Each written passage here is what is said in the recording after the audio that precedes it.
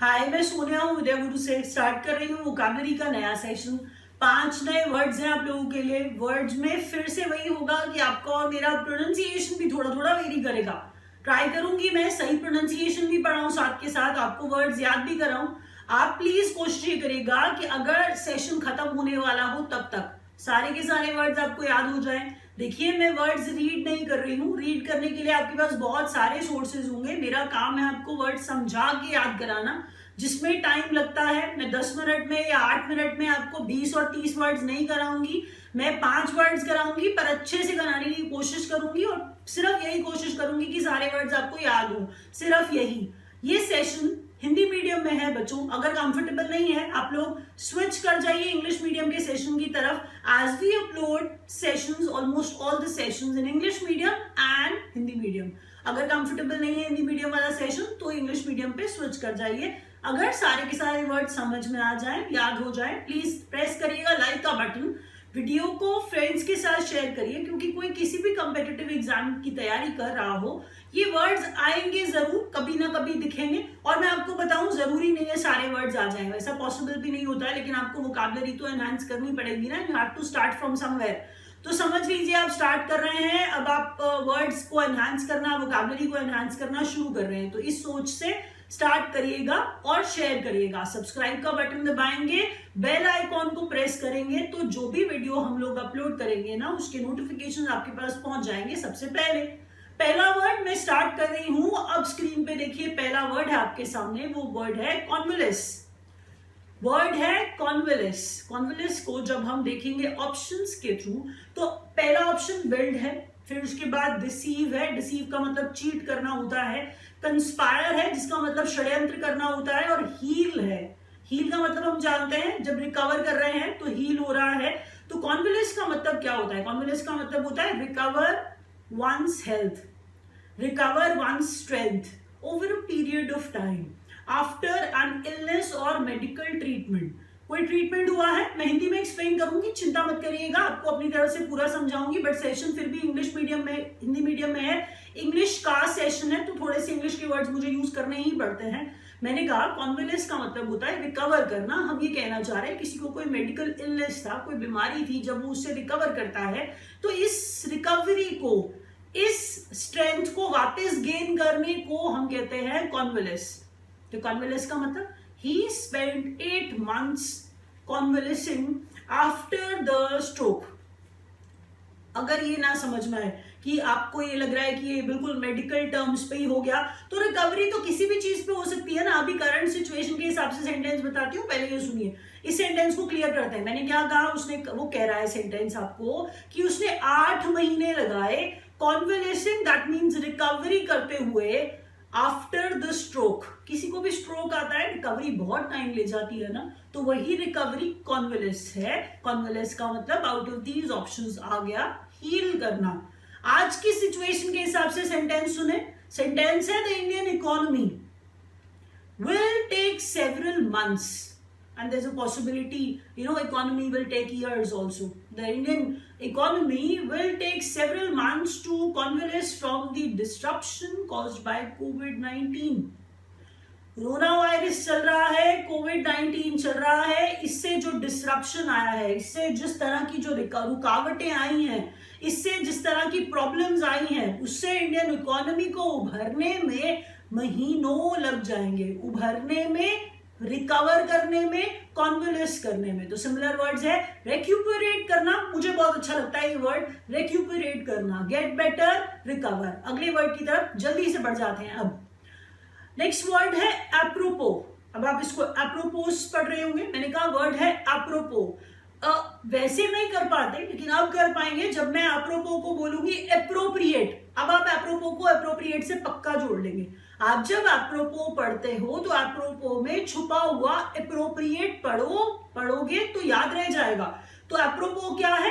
Appropriate है। इसीलिए तो हमारा आंसर सीधा सीधा एप्रोप्रिएट आ गया। Very appropriate to a particular situation. Apropos किसी चीज के लिए बहुत एप्रोप्रिएट होना, किसी सिचुएशन में बहुत एप्रोप्रिएट होना, दैट इज एप्रोपो। हम कह रहे हैं सेंटेंस के through, the ceremony conducted with the reading of an apropos poem. Apropos poem, poem मतलब प्रोनाउंसिएशन आप समझिए, पोएम आप इसे कहते हैं, मैं कह रही हूँ पोम है वो। एंड एप्रोपो पोम, किसी ने एप्रोप्रिएट पोम पढ़ी। इसी तरीके से सेरेमनी को खत्म किया गया। The ceremony concluded with the reading of, या फिर हम कह रहे हैं with the reading of an apropos poem. तो एप्रोपो पोम दैट मीन्स हम कहना ये चाह रहे थे एप्रोप्रिएट पोम पढ़ के सेरेमनी को कंक्लूड किया। तो एप्रोपो एप्रोप्रिएट। कॉन्वलेस क्या था? कॉन्वलेस का मतलब था रिकवर करना। अगला वर्ड जरा देखिए जल्दी से। अगला वर्ड है एनोडाइन। अगला वर्ड है एनोडाइन। कुछ एनोडीन भी पढ़ते हैं, नहीं एनोडाइन ही होता है ये। तो एनोडाइन का मतलब क्या है? माइनर, ब्यूटीफुल, कॉमिकल या फिर हार्मलेस। एनोडाइन का मतलब होता है harmless, not likely to cause offense, not likely to cause disagreement, not it becomes somewhat dull। तो कुछ एनोडाइन म्यूजिक अगर कहे आपको तो वो थोड़ा सा डल सा, बोरिंग सा, ब्लैंड सा म्यूजिक हो जाता है। लेकिन मैंने आपको कहा ये आपको हार्म नहीं करेगा, ये वैसा एनोडाइन है। कोई offence, not likely to cause offence. मैंने स्टार्ट मीनिंग यही से किया था। मैंने क्या कहा? Anodyne not likely to cause any offence. तो ब्लैंड है, इनऑफेंसिव है, इनॉक्वस है, हार्मलेस है, न्यूट्रल है, अनऑब्जेक्शनेबल है। इनॉक्वस शायद आपको ना पता हो, INNO, innocuous that means CUOUS, that is innocuous. CUOUS, innocuous. The government got a relatively neutral anodyne judgment from the court. Government को कैसा जजमेंट मिला? कोर्ट से एनोडाइन जजमेंट, न्यूट्रल जजमेंट। तो न्यूट्रल है, मैंने आपको बताया ना एनोडाइन न्यूट्रल जजमेंट। न्यूट्रल और न्यूट्रल के साथ बोला एनोडाइन जजमेंट, दैट मीन्स कैसा judgment? Neutral judgment, harmless judgment. हम कह रहे हैं जो ऑफेंसिव नहीं है। अगले वर्ड की तरफ बढ़ते हैं, जरा देखिए। एनोडाइन के बाद एनोडाइन का आंसर क्या आया था?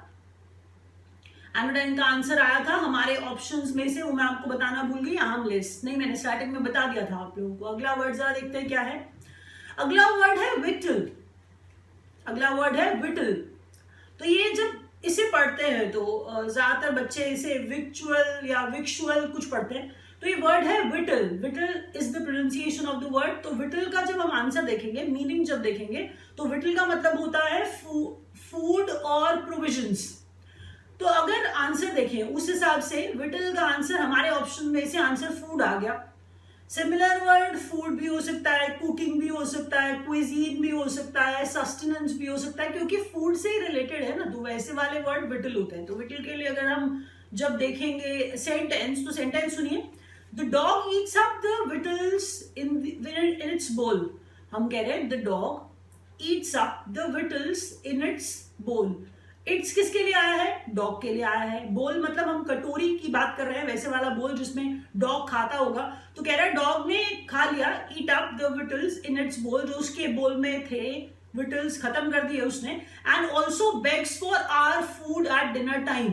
अपना तो खा लिया, अब हमारे के लिए भी, हमारा भी मांगने आ गया डिनर टाइम पे। वो विटल मतलब फूड है, आपको ये याद रखना है। अगला वर्ड जरा जल्दी देखिए।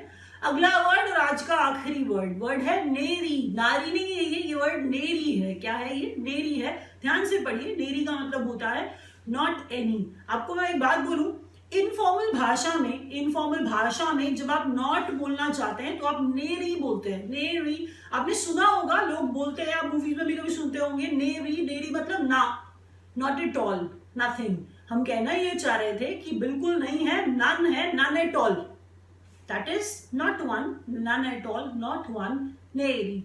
तो नेरी के लिए ऑप्शन हमारा नन आ गया। अगर आप ऑप्शन में आंसर निकालें तो अब अगर सेंटेंस के थ्रू समझें, I must have it back, I must have it back as I have nary other copy। किसी बुक की बात मैं जैसे करूं, I must have the book back, तो मैं कह रही हूँ मुझे ये वापस चाहिए ही चाहिए, कोई कॉपी है वापस चाहिए ही चाहिए, क्योंकि मेरे पास सिर्फ एक ही कॉपी है और कोई कॉपी नहीं है। I have none other copy, no other copy, not any other copy. हम ये कहना चाह रहे हैं through this sentence, I must have it back, ये वापस चाहिए ही चाहिए, क्योंकि इसके अलावा और कोई कॉपी मेरे पास है नहीं। I have Neri other copy. ऐसे और वीडियोस देखते रहने के लिए प्लीज सब्सक्राइब कर लीजिएगा। Thank you so much.